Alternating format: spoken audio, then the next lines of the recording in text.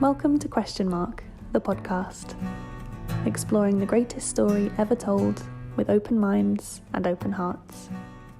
We light it up, we won't come down, and the sun can't stop us now. Watching it come true, it's taking over you. This is the greatest show, where it's covered in all the colored lights, and the runaways are on in the night. Impossible comes true, it's taking over you.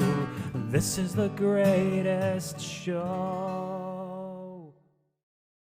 Hello and welcome to Question Mark, a fortnightly podcast about Mark's Gospel, the greatest story ever told. And we're delighted to have our regular listeners here. And if you've just discovered us, you are very welcome too. My name is Stephen Smart, and I'll be your host for this, the 48th episode in our journey through Mark's Gospel. And today, we're delighted to have two guests, not just one, namely Ched Myers and John Burnett. Welcome, gentlemen. Well, thank you. Good to be here. It's good to see you both. Now, a fifth-generation Californian, Ched Myers is an activist theologian who has worked in social change and radical discipleship movements for more than 45 years. With a degree in New Testament studies, he's a popular educator who animates scripture and issues of faith-based peace and justice. And he has authored over 100 articles and more than half a dozen books, including the seminal work on Mark's Gospel, in my opinion, Binding the Strong Man, a political reading of Mark's story of Jesus. And there are several other books here which you may well have heard about, listeners. Ambassadors of Reconciliation, A New Testament Theology and Diverse Christian Practices of Restorative Justice and Peacemaking, and that was with Elaine Ennens, and there are many more. Ched, welcome to the show. Have I exhausted everything there is to say about you, Ched? Is there something else you might want to add about maybe what you're currently doing or indeed writing? Well, thanks, Stefan. And on this 10th day of Christmas, I join you, my fellow Lords a-leaping, beaming in from Southern California, where we live and work with Bartimaeus Cooperative Ministries in the Ventura River watershed, which is traditional and unceded territory of the Chumash. So as you said, over the last 4+ decades, I've sought to promote a practice and proclamation of radical discipleship that works at the intersection of seminary, sanctuary, streets, and soil. I began my intensive study of Mark in the early 1980s. I was deeply influenced by liberation theology and other faith-rooted social movements of justice and peace. And just a quick word about the genealogy, right? Because none of us come up with all this stuff ourselves. It was thanks to the advocacy of the great Hebrew Bible scholar Norman Gottwald, who crossed over the Jordan just this last year, that I was able to publish Binding the Strong Man in 1988. I also want to pay respects to those I've learned from, one colleague in particular, that being Tom Boomershine, whose story journey and invitation to the gospel as storytelling was the first full-fledged narrative study of Mark in the mid-1970s. Tom founded the Society of Biblical Literature's Bible in Ancient and Modern Media group. And like you, Stefan, Tom offered dramatic, memorized performances of Mark for many years, and has curated the Network of Biblical Storytellers International, which hosts festivals around the world. So it's in this tradition of scholarship, proclamation, and practice that I join you here on Question Mark. And currently I'm working on a book on Luke. Oh, wow. Well, that's very exciting. Any ideas when that's coming out, Ched? Got to get done with it first. it'll be a couple of years down the line, yeah. Oh, but really it's called Jesus Against Plutocracy. Whoa, fascinating. Ooh, I love that. Well, thank you, Ched. That's lovely to hear a little bit more about what you're up to, and indeed some of the influences that have got you to where you are today. That's fantastic. And John Burnett. John has a bachelor's degree in classics and Buddhist studies and a master's degree in theology in the Old Testament. He is formerly the Dean of St. Paul's Orthodox Seminary in Kampala, Uganda, and Director of Studies at Patriarch Petros VII Orthodox Seminary in Johannesburg, South Africa. And upon returning to America in 2008, John embarked upon what is now more than 10 years of discovering and teaching the story in Mark's Gospel through his intensive Gospel of Mark workshops. I must say that I myself have benefited and continue to benefit from this workshop, and it's well worth attending if you get the chance. He's done the same with Romans, with Genesis, and other texts, and has given workshops on these as well. So, John, we know you of old, not only because I'm doing the Gospel of Mark workshop, but also you've been on the show in the past. But one of the questions that I've never asked you is, what actually got you into studying Mark's Gospel in the first place, giving your life to it, in other words?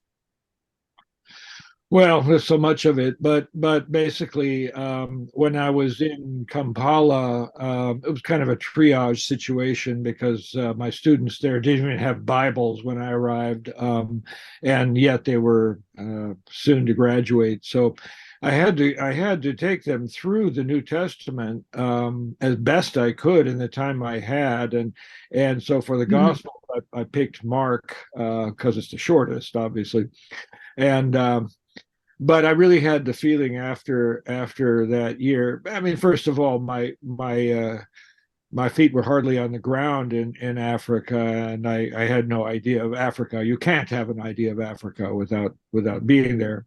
But anyway, so I just had the feeling that the rubber had not met the road, and so I was reading it after the kids graduated, and I was reading Mark again, and I got about halfway through, and I realized I can't teach this because I have no idea what it means, and it was shortly after that I came back for the second time, actually. That was in 2008. Berkeley, of course, has a great research library, theological library at the Graduate Theological Institute, which Ched and I both hail from. So I went there and just hung out in the Mark stacks for a while, looking. I knew what I was looking for. I knew I wanted to know what the story was, and so I searched and searched until I found a couple of commentaries, including Ched's, actually, which were able to tell the story, and then I understood. Once I saw the structure and the story, then it all came together, and ever since then I've realized that this is the missing piece, I think, in church life, especially my own Orthodox church. And so I need to be about helping people to understand this. So that's what I do. And apparently, according to the Gospel of Mark workshop website, some of the effects of doing what you're doing was explosive. Can you explain a little bit about what that means? Well, once people, I think, get that there, first of all, is a story there, and then and come to see what it is, it's like the shingles fall off their eyes, and they begin to realize something about the usual translation is God's kingdom. I prefer God's reign, or God's regime, and that becomes the center of their Christian life, rather than the sort of pious, sort of little tidbits, moralizing comments and whatnot that we often make of the episodes in Scripture, read completely apart from each other and apart from any story. And so I think that's where the real transformation takes place, is when you begin to realize that you're actually invited to be part of this story that's going on. That is really helpful. Thank you so much, John. I can say that that's beginning to be something that I'm experiencing too. It is indeed explosive. So thank you for all you do. Thanks, gentlemen, both of you. So let me introduce today's passage. Today's passage is in the NIV, is called the Parable of the Tenants, and it's found in Mark chapter 2, verses 1 to 12. Chapter 12, I think. Sorry, 12. You're right. Chapter 12, 1 to 12. And Jesus has shut down the temple operations and has returned to be challenged by the Sanhedrin as to his authority to do so. And he appears to be evasive in his answers, but as we discovered last time, his reply is actually very pointed and direct. He now tells a parable which the temple authorities are under no illusion is directed specifically at them. And to read this passage for us, we once again have our good friend Lucy Warner. So over to you then, Lucy. Thank you. Dug a pit for the wine press and built a watchtower. Then he rented the vineyard to some farmers and moved to another place. At harvest time, he sent a servant to the tenants to collect from them some of the fruit of the vineyard. But they seized him, beat him, and sent him away empty-handed. Then he sent another servant to them. They struck this man on the head and treated him shamefully. He sent still another, and that one they killed. He sent many others. Some of them they beat, others they killed. He had one left to send, a son, whom he loved. He sent him last of all, saying, "They will respect my son." But the tenants said to one another, "This is the heir. Come, let's kill him, and the inheritance will be ours." So they took him and killed him, and threw him out of the vineyard. What then will the owner of the vineyard do? He will come and kill those tenants, and give the vineyard to others. Haven't you read this passage of Scripture? The stone the builders rejected has become the cornerstone. The Lord has done this, and it is marvelous in our eyes. Then the chief priests, the teachers of the law, and the elders looked for a way to arrest him, because they knew he had spoken the parable against them. But they were afraid of the crowd, so they left him and went away.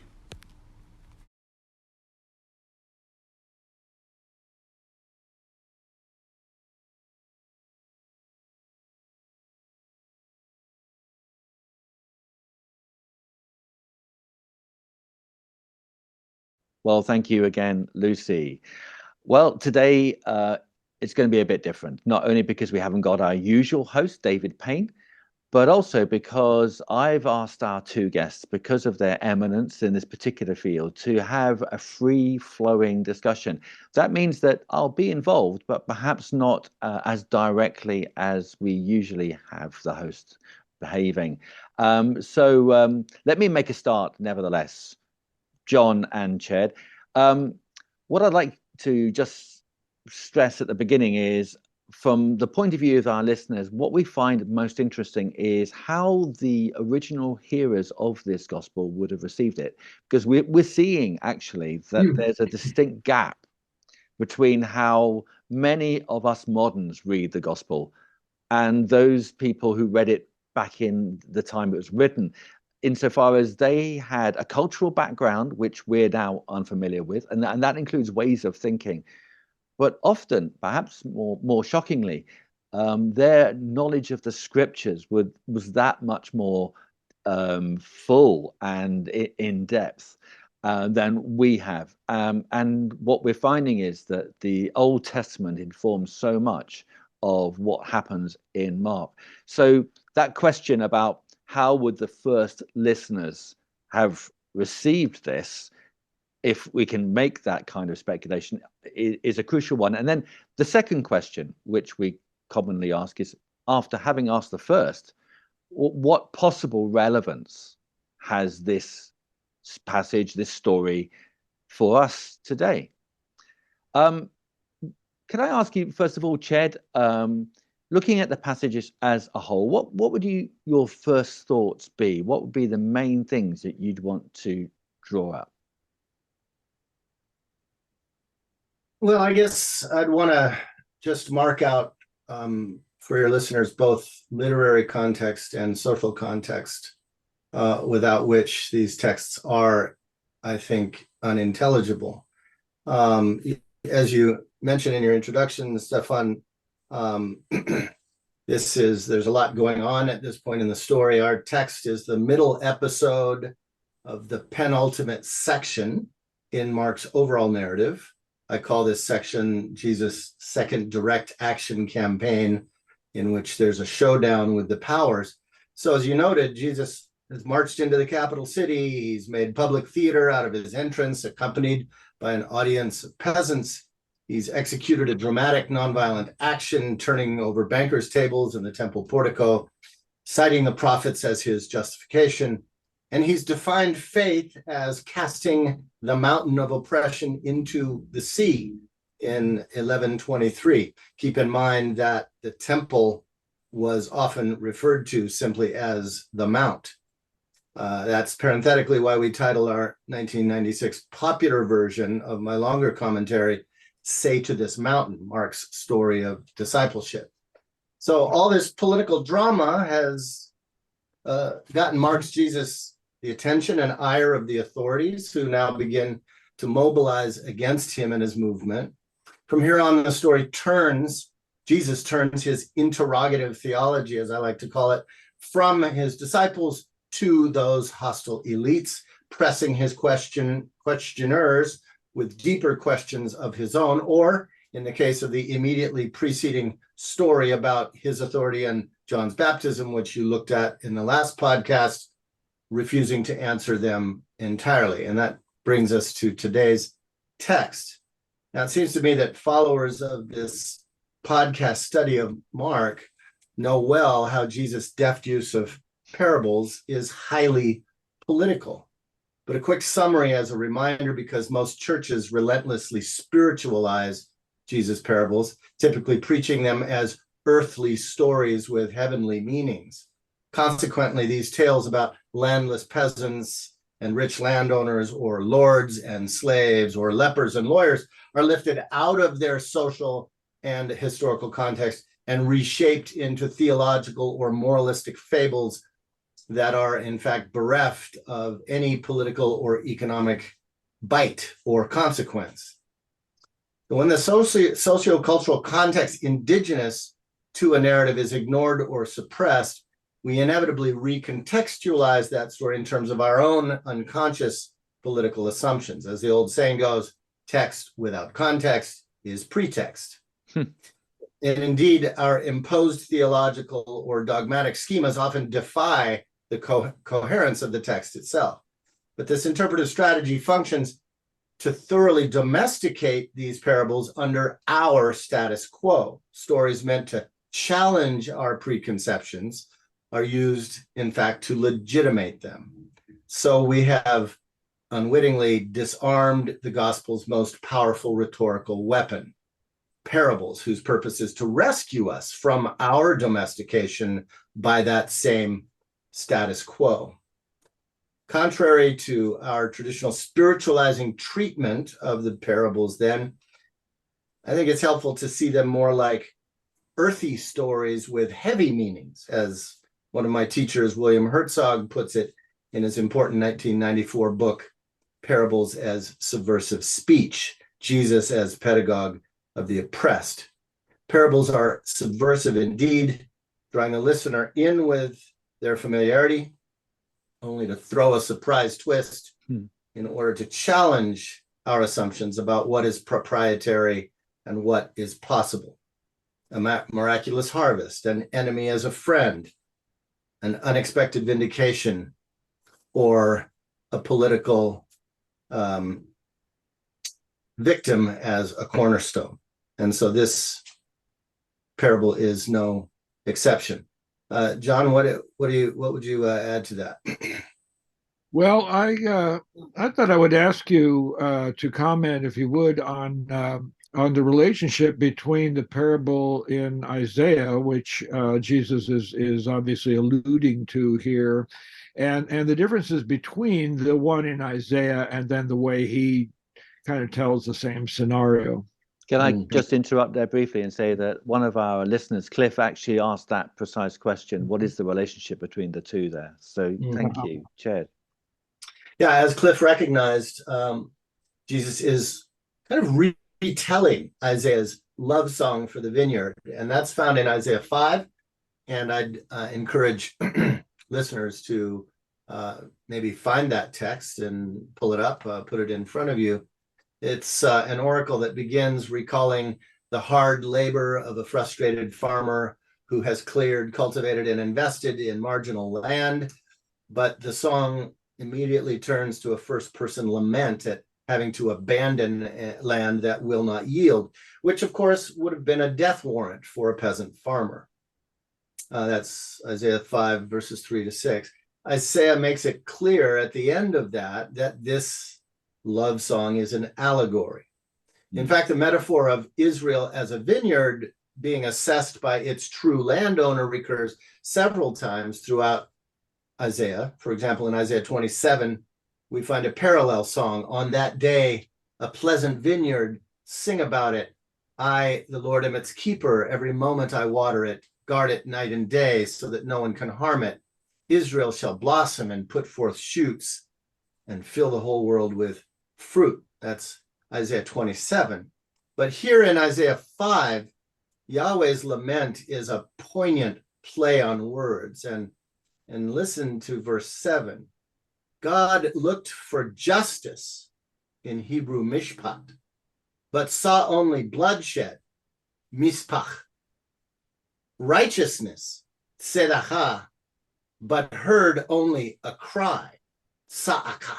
You hear the word play there. Yeah.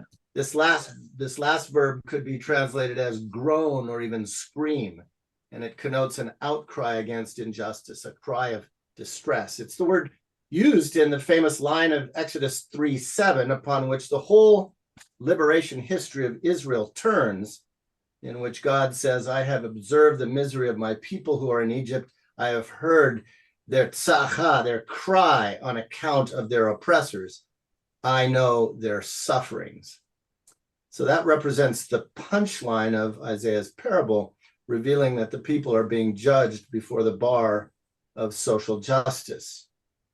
So, taking this cue, interpreters of Mark 12 have immediately concluded that it too must be an allegory, which of course it is. Mm-hmm. But they go on to argue that it's an allegory about the death of Jesus, the beloved Son. It's ironic, even the NIV calls it the parable of the tenants, but all the theological interpretation really turned it into a parable about the Son.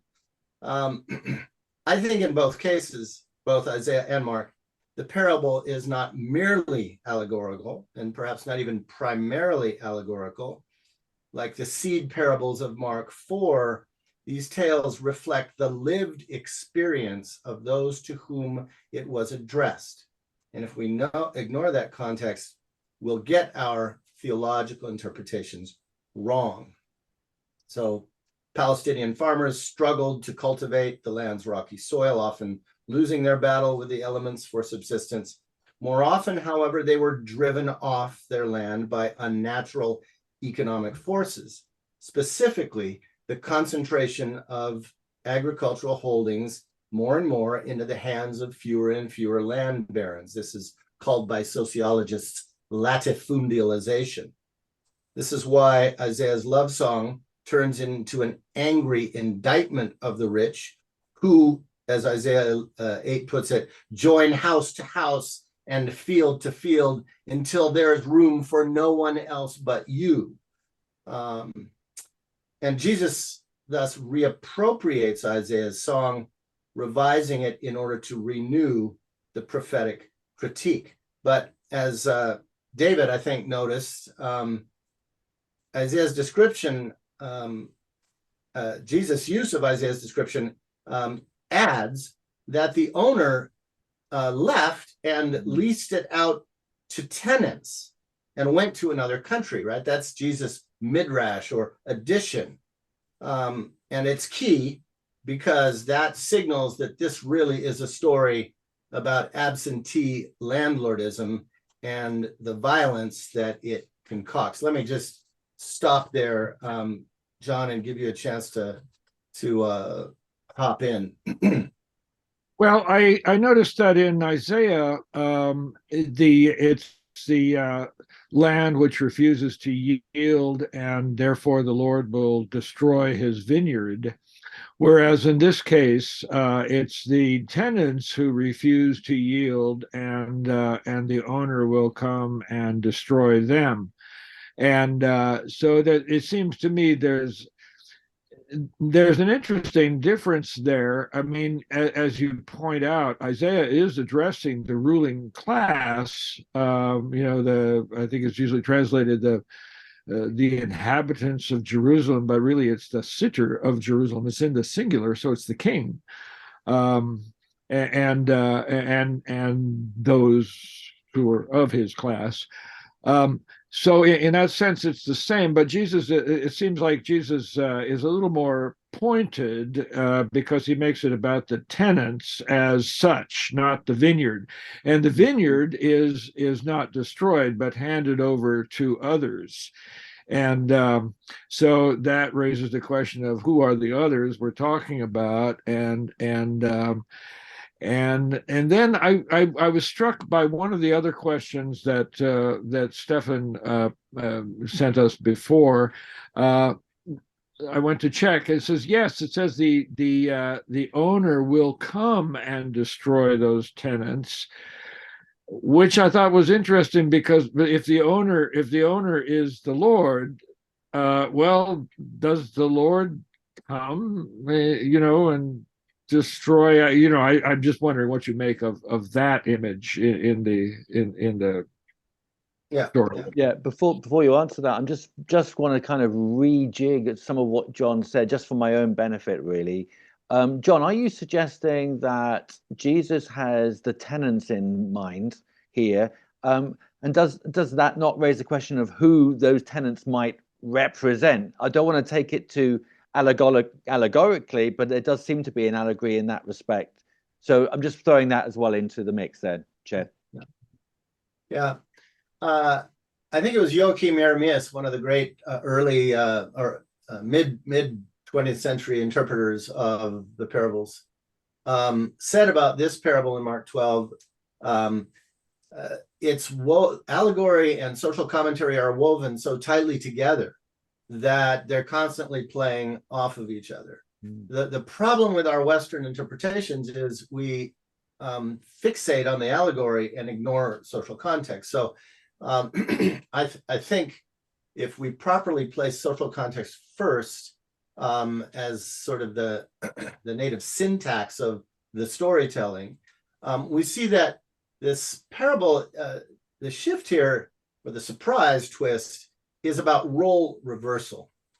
So the sower tale, for example, back in Mark 4, was told to and about peasant sharecroppers, dryland peasant farmers, and invites them to imagine a situation in which they controlled the surplus they exacted through their labors and have this miraculous harvest that they could actually enjoy. Conversely, the vineyard tale here is told to and about absentee landowners, because all of the Jerusalem authorities were absentee landlords. They were part of the landed class.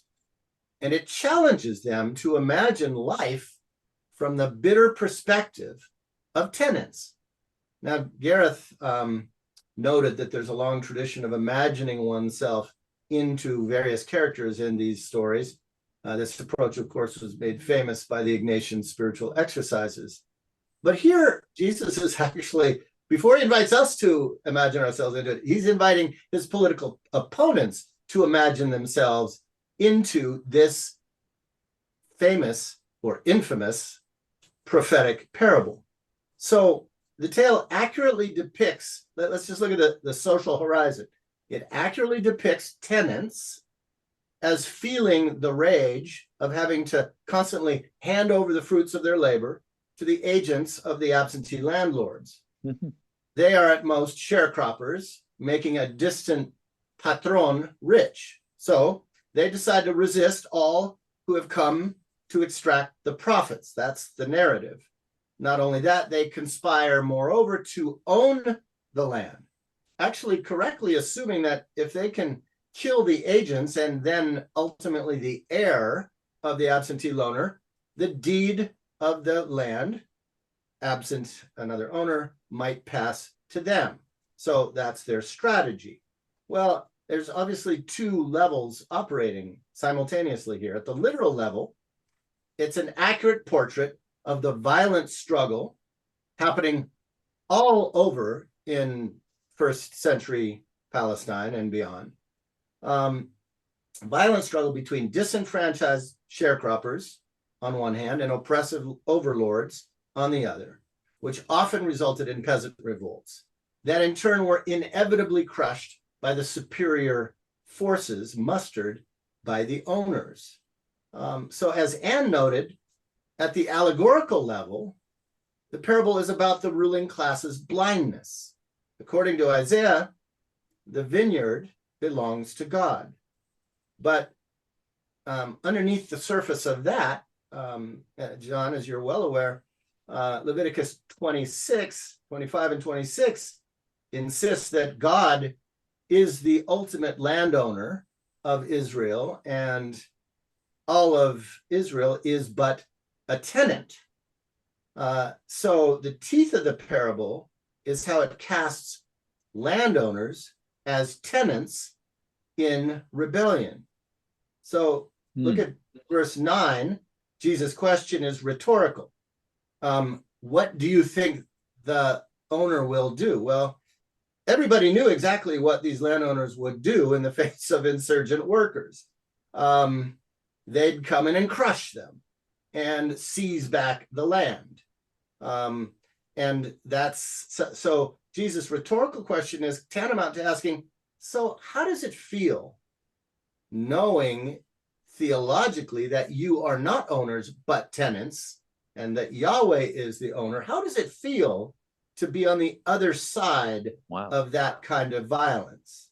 So it's indicting the ruling class for their brutal murder of all those sent by the owner to set things right. That is to say, allegorically speaking, the long line of prophets, including Jesus himself. And it convicts these entitled landlords of conspiring to own for commercial profit all the land which is in the eyes of the Creator a gift to be shared equitably by all. So this is the way in which allegory, I wouldn't call it theological allegory so much as prophetic allegory and social realism, if we will. It exposes the economic and political pretensions of the Judean authorities who are already plotting against one of these prophets. So that's why I think, I just want to say that's why I think this is the central political parable in all of Mark's narrative. And it's a kind of a fulcrum on which the what we might call the political plot of Mark balances, because obviously after this turn, the authorities begin in earnest with their hostility. I mean, I just want to clarify this a little bit, Ched. I suspect I've got this wrong, but I just want to say what I'm thinking you've said. And what he seemed to me to have done is take this parable, which already from an allegorical point of view is quite shocking, and you've made it. You recognize within it, because of the social context, there's a massive twist going on here. Insofar as the people to whom the parable is directed, who we assume are the temple authorities, are being criticized on two fronts. On the theological front, if you like, the prophetic front, they've resisted God's prophets, they've resisted his spokespeople who've come to set things right. At the same time, they're being given a picture of what it's like to be a tenant farmer in this situation, and they themselves, being absentee landowners, have yet to appreciate that. Is that what you're saying? Yeah, he's kind of flipping a script on them, right? And saying, so in this social script, which you all know so well, if you overlay Isaiah 5, Leviticus 25 on top of that, who's the tenant now and who's the owner? And how does that feel? And it seems that these absentee landlords who did know their Torah got the message, which is why they immediately start plotting to kill him. John, your thoughts? Well, somewhat moving beyond or off of that, one thing that has struck me recently is when Jesus starts talking about, he sends all of these slaves to get the produce of the field, and then finally sends the beloved son. Now, obviously, that expression, beloved son, makes Mark's audience or Mark's readers think about the baptism and the transfiguration, which are the only other places where that expression was used.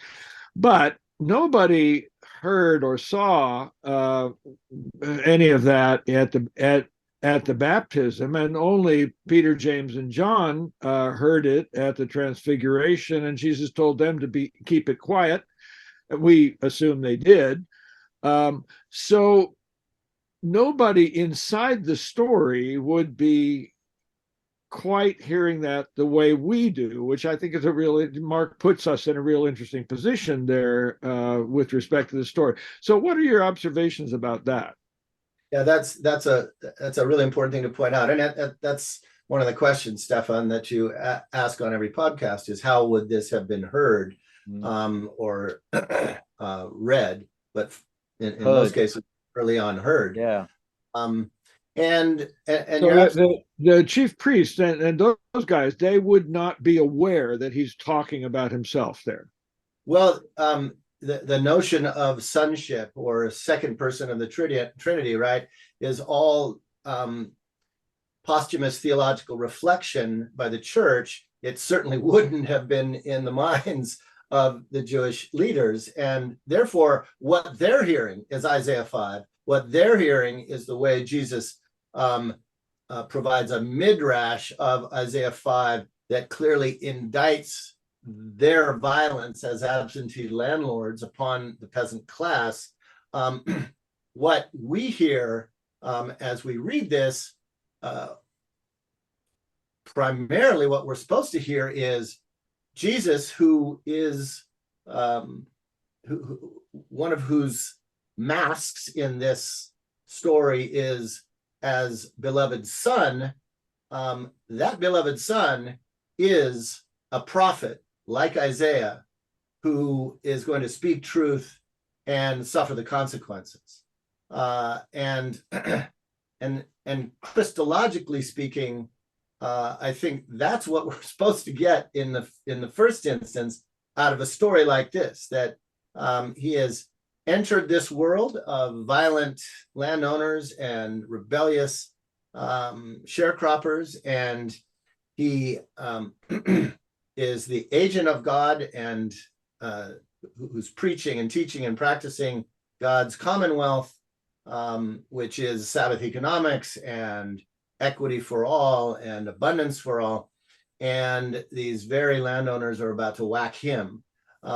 So that's why Jeremias, I think, said you almost can't pull apart the social realism from the allegory. Mm-hmm. So the challenge is to get the allegory right.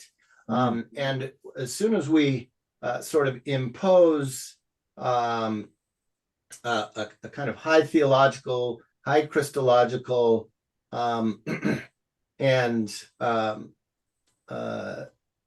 atonement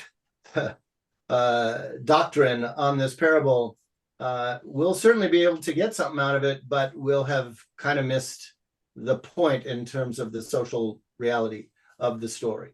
But I guess you would be saying that the Jesus' immediate listeners inside the story, when they hear this expression that the landowner is sending his beloved son, insofar as they're picking up that the landowner is the Lord, then the beloved son, it wouldn't have a Trinitarian idea, certainly, but it wouldn't also have even the idea inside of Mark that Jesus is that beloved son. But what they're going to hear is that the beloved son is, I don't know what, the sort of most authorized possible representative of the landlord, the heir, of course, but not exactly beyond that. That's beyond what's actually in the parable. Sorry, go on, Ched. Well, that brings us to the point that you made, John. about Psalm 118, that really being the, as it were, the allegorizing of the parable that concludes this. And as you say, that's very typical in with parables. I think that the cornerstone image, beautiful cornerstone image from Psalm 118, verse 22 in Mark 12:10 and following, is a way of Mark signaling to his readers, okay, as John pointed out, it was the owners who killed the son. It was the rebellious tenants who killed the son. So he's a victim of this violent system of land tenure. It's not God who kills the son. So when these landowners, who are actually tenants in the eyes of God, meaning the ruling class of occupied Judea, when they end up killing this beloved son, it's not the end of the story. In fact, this is this story is of prophetic truth-telling, and taking the consequences is the cornerstone now, and how marvelous it is in our eyes. So that would be Mark helping, again, the early church to try to get these social realities and allegorical, theological, political interpretations right. Of course, in Luke, when Jesus says that he will give the vineyard to others, he's already said to the 12, you will sit on thrones judging the 12 tribes of Israel and so forth. So we know who the others are in Luke. But what do you make of the others here in Mark's story, where Mark doesn't have that business about the disciples sitting on thrones or anything like that? Again, they're not doing too well, One of the questions that's come from our listeners has been precisely that. Yeah. Yeah.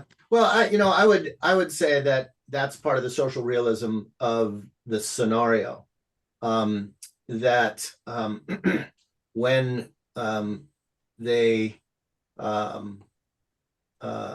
when things are given to others, that is exactly what happens. The tenants, the sharecroppers, never prevail. The land always goes to other landowners. The elite makes sure of that, and that can be seen either in terms of Roman power or Judean elite power. So the owner comes, destroys the tenants, gives the vineyard to others, meaning redistributes it out of patronage, or gives it to other members of his family after having destroyed the rebellion. In other words, that system recycles itself. It perpetuates itself. Yeah. So I would put that, and I think this is important theologically, I would put that as the social realism strand, not Mark looking beyond to Christian supersessionism. Yeah. Can you explain what supersessionism is from the point of view of our listeners who may not be familiar with that term? Well, I'll let John do that, because I think he was implying around that. Yeah. Well, just that the Jewish nation has been simply replaced in God's plan by the church or by the Greeks or whatever, and now we're just simply off stage.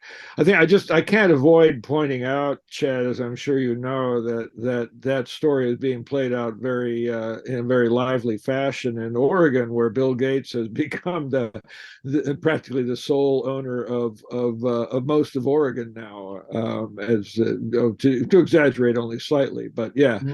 Going in house to house and field to field and pushing everybody else off the land, or turning them into sharecroppers of one sort or another. Well, that's exactly right, and so there's considerable irony built into the conclusion. So this parable, with reference to builders and cornerstones, articulates a profound critique of the social architecture of Second Temple Judean state. The elites have not only murdered the most important class of workers that upon which their economy has based, but they continue to deny them justice. And this architectural metaphor, interestingly, takes ironic significance later when Jesus predicts in Mark 13, which you'll be hearing in a podcast coming later. Jesus predicts the dismantling of the temple state stone by stone, Mark 13:3, which of course leads to the subsequent legal charge against Jesus sealing his fate before the kangaroo court in Mark 14. So Mark closes the episode, in my opinion, by helping us resist a strictly theological allegorizing. The authorities themselves have correctly understood that Jesus has told the parable, quote, against them. But for a third time in the narrative, they're unable to arrest him because of popular support for the prophet. Instead, they will try to trap Jesus by questions of paying tax and tribute, which is the next story you'll look at in the next podcast. So both Isaiah's and Jesus' parables of the vineyard protest the politics of land distribution in their respective times. And like you just said, John, today millions of people around the world, not to mention in our own first world societies, continue to be displaced by growing consolidation of land ownership in the hands of the rich and of corporate interests. And we might add, those who prophetically protest this continue to be killed by those authorities. And this is happening all over the world. So that's why I think, because we, Stefan, you talk about the importance of what does this mean for Mark's audience? What does it mean for us? We can't ask that second question without also saying, in order to understand how Mark's audience heard this, we have to understand his audience's social context. In order for us to understand how we understand it, we have to understand our social context. Yes. So that's also work we need to do as faithful readers of Scripture. And as John has said, we're living in this same world. And the names have changed, but the plot is essentially the same. And so what does that mean about our following of the beloved son who was a follower of Isaiah's Song of the Vineyard? I think one thing that struck me with a lot of questions that have been submitted and stuff like that, as you point out, we don't have most of us don't have any sense of kind of the social location of these stories, or the political social thrust of these stories at the time. So therefore we miss that thrust today. And the result of that is a tendency to sentimentalize, and that has really come to bother me deeply. People are sad, and that that the landowner wants to kill the tenants, or wants to kill the beloved son, or what would it mean, for the son to die, and we have the tendency to question what might be wrong with us, or what do we deserve to be rejected if we put ourselves in the shoes of the beloved son, or whatever, and I don't know. It just seems to me that this is the problem altogether in the church today. The sentimentalization. Yeah, that's right. And that's why I think it's important that we look not just for allegories, but for analogies out of our own social context. In a few months, we'll be commemorating the 55th anniversary of the official assassination of Martin Luther King Jr. in the United States. And he was a prophet who protested the unequal distribution of not just land, but all social goods. And he did it by telling stories to the white dominant society about their ultimate values of democracy and equality and belovedness.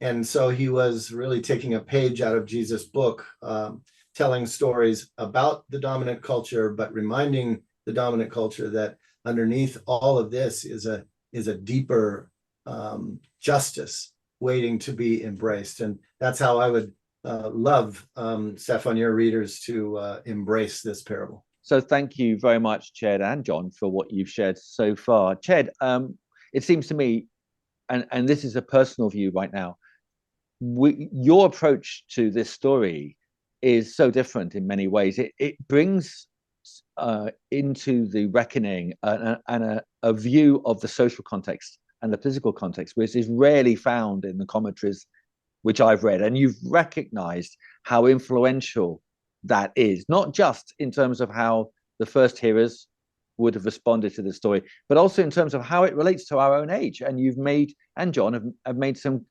clear connections with things that are going on right now in this world, in the Western world. What would you say to the accusation, for want of a better word, that this story may well have those aspects to it, but is it necessarily true of the rest of the story of Mark's gospel? Are you just picking this out, plucking it out, as it were, at random? Or would you say there's a political and economic reading to be done of the whole of the gospel? Well, of course, it's my conviction that this way of reading the gospel is an attempt to be consistent and faithful in engaging this text in its world and in ours. This parable, more than most parts of Mark, is deeply connected to the rest of the story, because the beloved son, in fact, is executed by the powers that be. And so that suggests that and there's nothing allegorical about that execution, and it's profoundly political, the reasons for it. So you can imagine that I've been accused of a lot of things, including politicizing the gospel. I would argue that I'm actually just trying to desentimentalize it, to use John's phrase, and to replace it in the real world. Just one last thing, and then I want to hear John's response and critique. The earliest and most persistent heresy in our Christian tradition was that of Docetism. Docetism believed that Jesus wasn't really fully human. He only seemed to be. I would argue that most of the theological tradition of the West and its hermeneutic tradition, how we read our texts, has been functionally docetic. The church kind of won the war against that heresy, won the battle, but lost the war. Because Christians today are embarrassed to talk about social, economic, and political aspects of our lives as if we didn't have those, and as if those weren't supposed to fall under the lordship of Christ.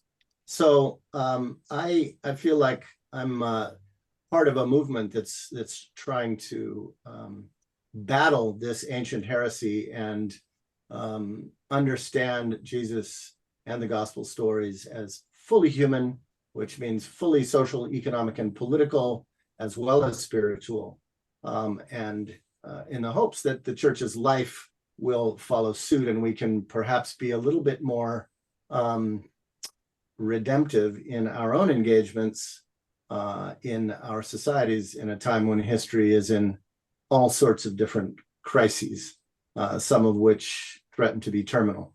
John?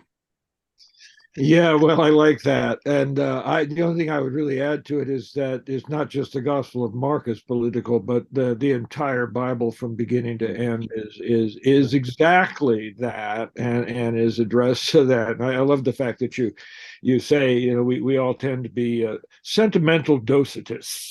That's a great thank you. Yeah, and I don't know, there was something else I thought of, but slipped. But that doesn't mean that to be political is not also to be personal, or that this story doesn't have anything to say or do with us personally. That's why we talk about discipleship as both profoundly personal as well as political. No, I think it transforms transforms the ground. I'm working right now with a former student in Western Uganda, and I'm trying to get him to see, and it's very hard if there's no support for any of this, but it's very hard for him to see that the need for the church is to become a community, and in particular a community of justice, where we care for the land, care for each other. In particular, there's a couple of 90-year-old women there that are just in utter destitution. Somehow we have to organize ourselves around all of this, and that's the meaning. It's that we should have this beloved community, this loving community. That's otherwise the rest of it is just castles in the air. This is a stars in your eyes moment for me, gentlemen, insofar as what you have just described is so powerfully visionary, isn't it? And so unlike perhaps what for many is an insipid experience of the church, or a church that's riddled with bureaucracy and power games. And what you're describing seems to be a throwback to what the original intention is. Am I making that up, or is that well, that or in my tradition, it tends to be completely concentrated on private individual spirituality and trying to attain some kind of holiness or something like that, which is all good, but Jesus didn't say become a saint. He said love one another, and that's how you do become a saint. Well, thank you very much, gents. On that note, let us leave it. Can I just say thank you once again, both of you, most earnestly, for a wonderful conversation. And thank you for taking on the views and questions of our listeners too so well. So without further ado, it's goodbye from Ched Myers. And join the conversation too. And goodbye from John. We'd also love if you could leave a review so we know what was good and what we can improve for future episodes. If you want to find out more about I Am Mark, Stephen Smart's solo word-for-word dramatisation of Mark's Gospel, go to www.sleek.bio/IamMark, where you can sign up for free for his newsletter and a whole host of other goodies. Join us and our special guests next time, where we'll continue to explore the greatest story ever told together. If you want to get involved with the podcast or have any questions or comments in the meantime, please do get in touch using the I Am Mark social media channels. We'd love to hear from you. We'll light it up, we won't come down, and the sun can't stop us now. Watching it come true, it's taking over you. This is the greatest show, where it's covered in all the colored lights, and the runaways are on in the night. Impossible comes true, it's taking over you. This is the greatest show.